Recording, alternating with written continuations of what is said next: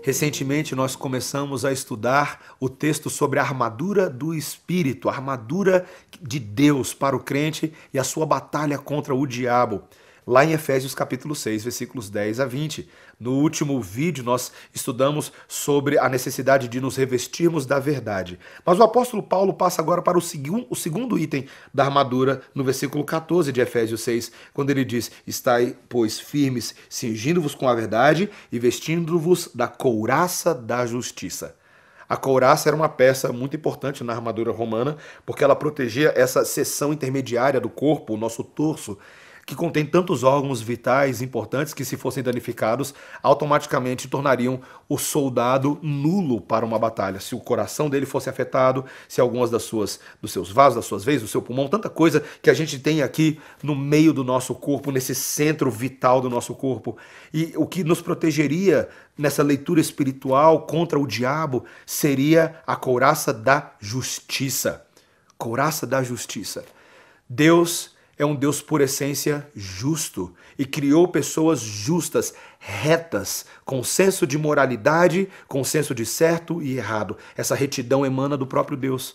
Mas infelizmente, por causa do pecado de Adão e Eva lá no Jardim do Éden, nós perdemos essa condição de justiça original e nos tornamos por essência injustos, ímpios, pessoas que são tortas na sua retidão. Elas não têm mais essa retidão, elas foram afetadas pela realidade do pecado e são quebradas hoje.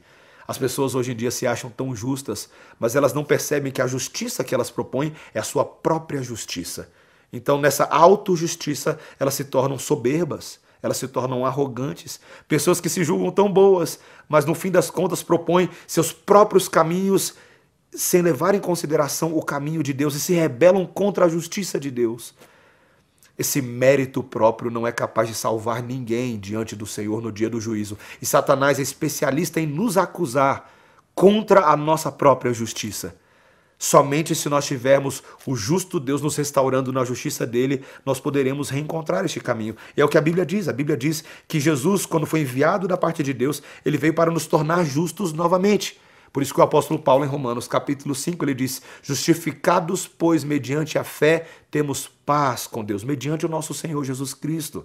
O Senhor Jesus Cristo realinhou o nosso ser com o ser de Deus e fomos aceitos novamente no tribunal de Deus e fomos declarados aceitos e justificados e retos novamente diante do Senhor. A única forma de você ser aceito por Deus é se você abrir mão da sua justiça própria, da sua soberba, do seu orgulho em favor da justiça de Deus. É desistir de si mesmo e tomar a couraça da justiça de Cristo sobre si e falar: Senhor, eu preciso da tua retidão.